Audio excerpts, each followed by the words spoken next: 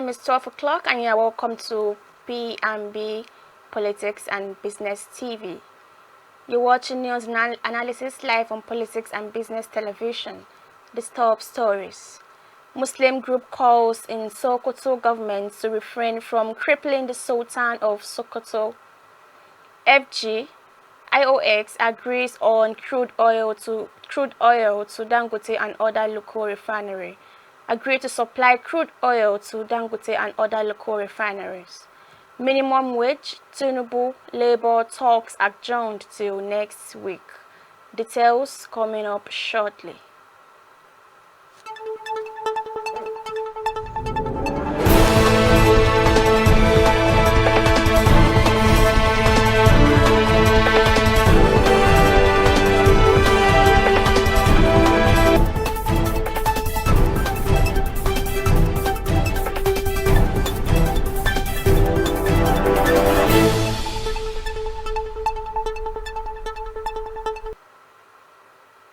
Now in the news.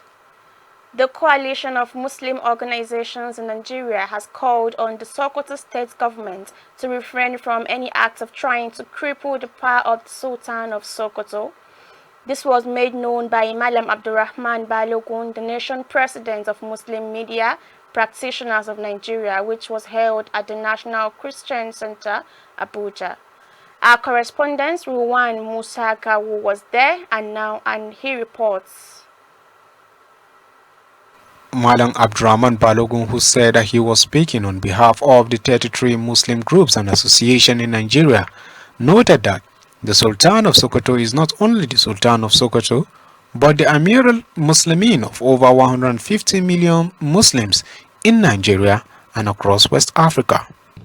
Our demands. What we as Muslim Ummah expect from the Sokoto state government and Governor Ahmad Aliyu is to further strengthen and reinforce the power and influence of His Eminence Sultan Muhammad Saad Abubakar CFR and the Sultanate. Governor Ahmad Aliyu should build on the legacies of past administrations in empowering Sultan Muhammad Saad Abubakar Eminence and make him a true Seriki of the Muslim Ummah in Nigeria. It should be protected from the control of politics, power, and government. The Sultan of Sokoto be granted immunity from dethronement and his influence expanded. By so doing, history will be lenient with His Excellency, Governor Ahmed Aliyu, and his name will be written in gold. We call on the President and Commander-in-Chief of the Armed Forces, His Excellency, Senator Bola Ahmed Tinubu, GCFR, to prevail on Governor Ahmed Aliyu and his government to halt whatever plans they have, as long as it will lead to diminishing the power and influence of His Eminence Sultan Muhammad Saad Abubakar CFR, or what still lead to his dethronement. We appeal to the conscience of our political leaders across Nigeria and the wisdom of our elders, both religious and traditional, to intervene and restore peace and stability to our community. We implore them to recognize the Sultan's invaluable contributions to our nation's development, his unwavering commitment to our people, to our people's well-being, and the importance of his leadership and contributions in the international scene. Let us come together in the spirit of unity and brotherhood to resolve our differences peacefully and respectfully. Let us uphold the principle of justice, fairness, and respect for tradition that have guided us for generations. Our resolve: we will not stand idly by while our beloved Sultan and the throne he occupies, which is more than 200 years old, are unfairly targeted. We will continue to speak out against this injustice until the attempt to depose him or reduce his power are reversed. The coalition has appealed to the state governor of Sokoto State, Alhaji Ahmad Aliyu, the Sokoto State Assembly, Muslim elder statesmen of the state, and the people of Sokoto State to uphold the long preserved principles, fairness, respect, and the throne of the Sultan of Sokoto. From National Church Center in Abuja, I am Ridwan Musago for PNB TV News. Meanwhile, the federal government and crude oil producers in Nigeria have committed to working towards a sustainable supply of crude oil to local refineries under a market-determined pricing system. Both parties said the aim of the commitment was to ensure that while the operators do business optimally, the refineries are not starved of feedstock. Accordingly, the industry regulator, the Nigerian Upstream Petroleum Regulatory Commission, has directed all refineries in the country to provide monthly price quotes on crude oil. This came as the 20 billion naira Dangote Petroleum Refinery is reportedly ramping up the importation of crude oil from the United States. In a statement issued in Abuja on Thursday, Nigeria's upstream regulator stated that oil producers under the umbrella of the Oil Producers Trade Section of the Lagos Chamber of Commerce and Industry at a meeting called by NUPRC agreed to concede to a framework that will be mutually beneficial with the aim of ensuring that local refineries are not strangulated due to off-the-curve prices.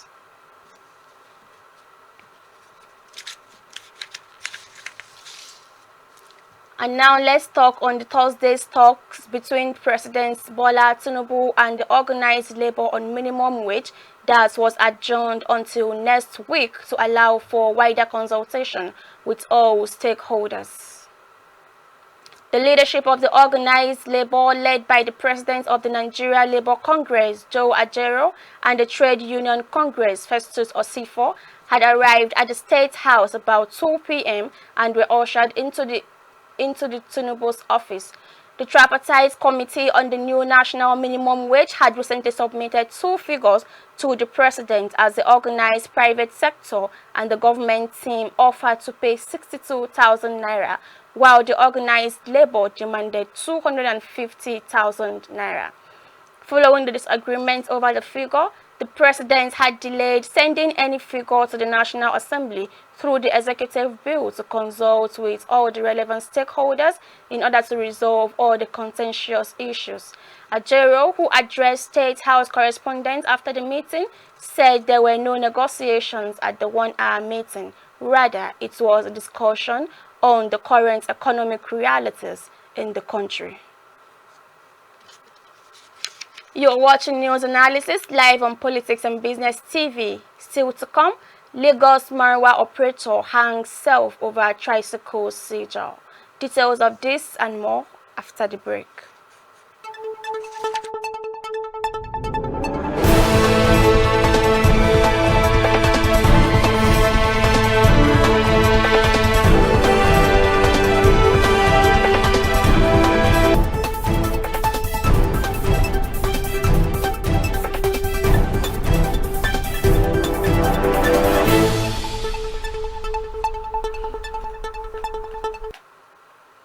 Welcome back. A yet-to-be-identified tricyclist has died by suicide after efforts to reportedly retrieve his 6th tricycle from some government agents proved abortive in the Ikorodu area of Lagos State. According to reports, the tricyclist was heading to a destination in the state when the officials intercepted him for an offense. Following the interception, the officers reportedly seized the tricycle and took it to their office located close to the Jubilee Estate along the Ikorodu-Shagamu Expressway. Efforts by the tricycle operator to retrieve his bicycle from the officials were said to have been futile. According to reports, the tricyclist, in an apparent effort to protect the seizure of his tricycle, went to a tree at the front of the fence of the compound where the offices of the Federal Road Safety Corps, Lagos State Traffic Management Authority, and vehicle inspection officers are situated, close to the Jubilee Estate along the Ikorodu-Shagamu Expressway, and hanged himself. An eyewitness in a video posted on WhatsApp described the case as unfortunate, stating that the man, killed himself on Thursday morning. And still you are watching news analysis live on Politics and Business TV. We will be going on a short break, and when we're back, we shall be joined by our guests via a phone call in the person of Dr. Yushau Aliyu, an economist who will be discussing our topic for today, the bread palava. Stay tuned.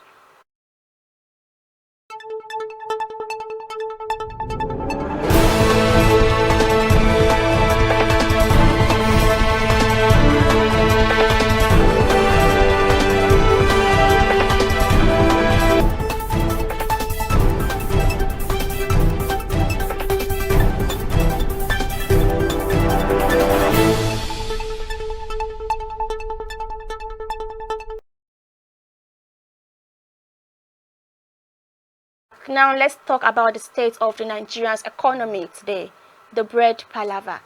The prices of bread, one of the Nigeria's staple food items popular among both children and adults, have gone up beyond the pockets of the common man in Nigeria.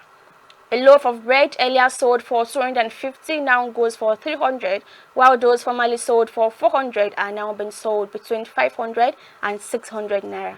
There are currently dramatic price increases in the cost of inputs for baking bread. In fact, prices of essential raw materials such as wheat flour, butter, sugar, and even packaging materials have more than doubled in the last 12 months.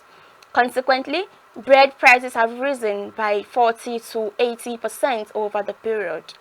Available data has shown that Nigeria imported 99% of its wheat requirements in the first quarter of 2022, and with the attendant foreign exchange demand pressure, this has been fingered as one of the major factors responsible for the ongoing bread crisis in Nigeria.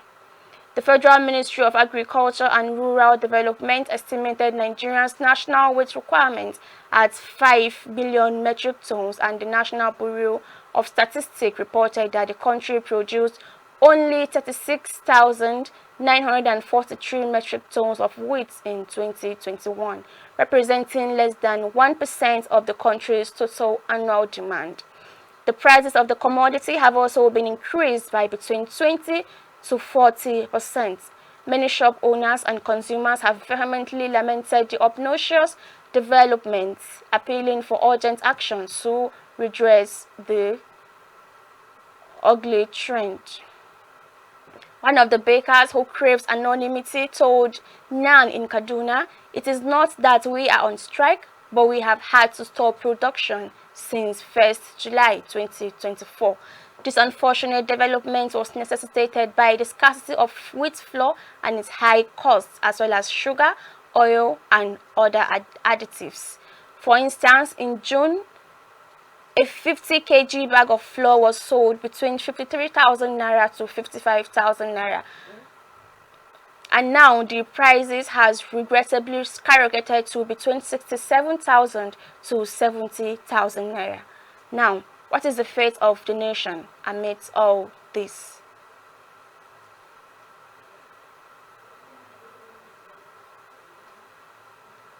We shall be going on a short break, and when we're back, we'll be joined by our guests via a phone call. My dear.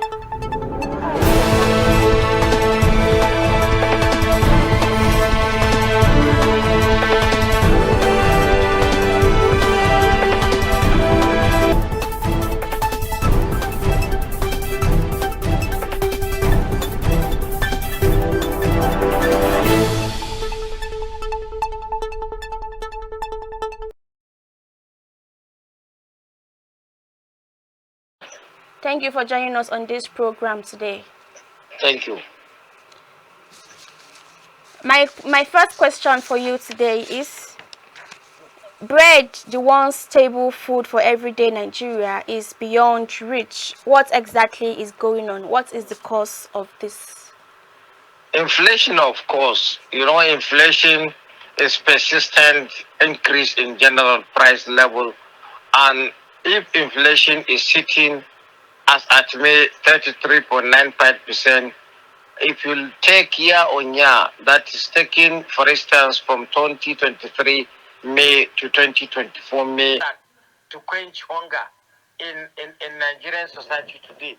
But as the price of flour is going on, cost of input is going high, prices of loaf of bread is going high, many people have to do without it. Wow, and that's sad. Exactly, and that is why today, if you are to make a conclusion, the economy we are living in a time of economic crisis, especially cost of living crisis, and this cost of living crisis is a crisis that lead to other crises.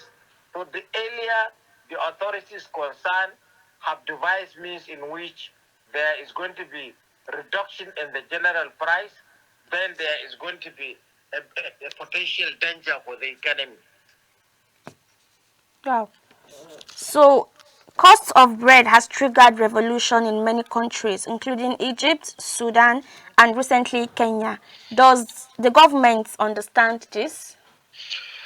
Uh, government understand this, but there is peculiarity of economies.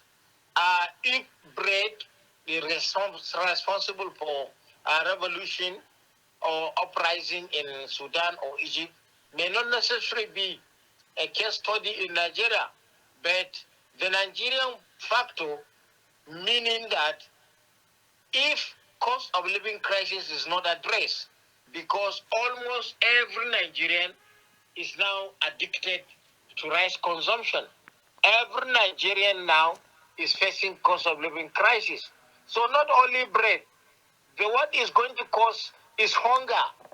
There is an adage that say a hungry man is an angry man.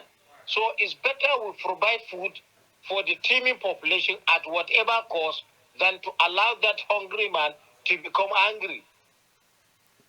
Okay, but what if you provide this food at whatever cost and they still cannot afford it? Look, uh, uh, Nigeria has a very large population. We have to take consideration of that one.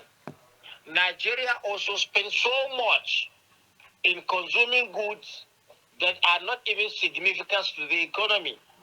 For instance, high class automobiles, which is being imported at the expense of food that's supposed to augment the shortages we are experiencing. So at all costs, it means that Nigeria has to look at alternatives to the supply of wheat, an alternative to the supply of flour, an alternative to the supply of input that is necessary for the production of bread in the economy. Not only that, Nigerian government must also understand that there is need for all stakeholders from the federal, state, and local government to understand that the cost of living crisis has affected nearly every household in Nigeria. And there is no any magic but to make sure that the cost of production is reduced. There is no need when Nigerians are facing high cost of living, central bank will be raising MPR, which is raising the interest rate, and government will sit down and look at the central bank officials raising MPR for whatever reason.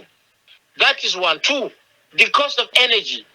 Government must use all available to make sure that the cost of energy is reduced to the barest minimum, because all these are components that are increasing the general price, which bread is not an exception, which rice is not an exception. So it is what I think will be more important for government to make use of alternative. And I'm happy that the Bola Ahmed Tinubu has now realized the importance of removing import duty taxes so that food can be relatively available and cheaper for the poor Nigerian. Okay, so is the imports waiver and tax exemption granted by government not coming too little too late? No, it's not coming too late, but it is important to expedite action to make sure that the exercise is yielding result. I remember you in for any economic decision to be taken, you have to weigh in the advantage and disadvantage. That is the merit and the merit. Not only looking at that, it should be timely, because principally what is important in any economic decision is to know what, when, and how.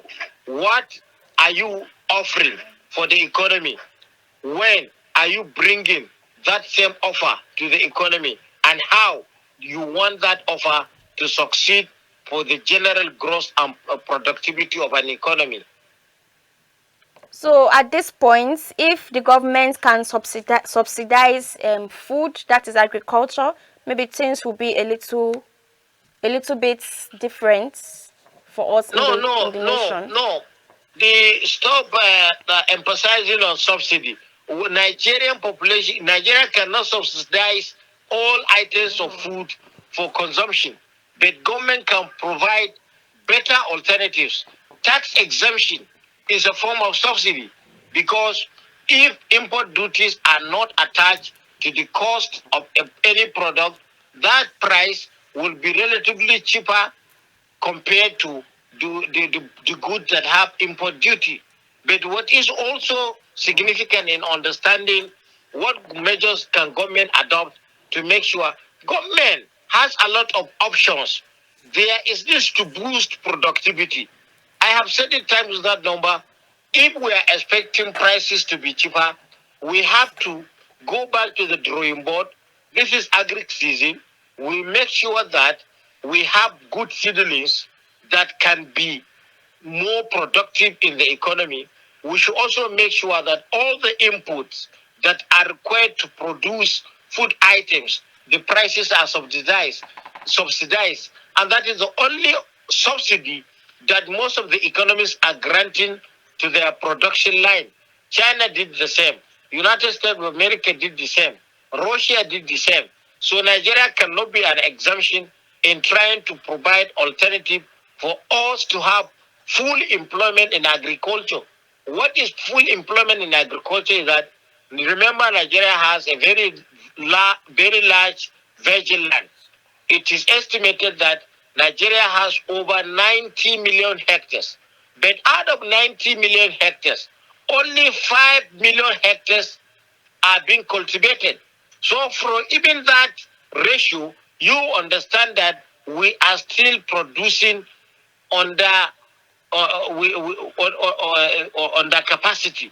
So there is need to put emphasis, and in doing that, other alternative measures must be taken into consideration. Okay. The production lines of agriculture has to be secured, and there is going to be right funding process. These are the things that I think if we can adopt them in the period of 150 days, which is equivalent to 5 months, we can produce that we can now sustain the market, and we can make an alternative for our market. Okay, thank you very much, sir. Thank you for joining us on this program for today. Thank you. And that has been Dr. Yushua Aliyu, our economist. And that will be the size of the program for today. Thank you for watching. Bye for now.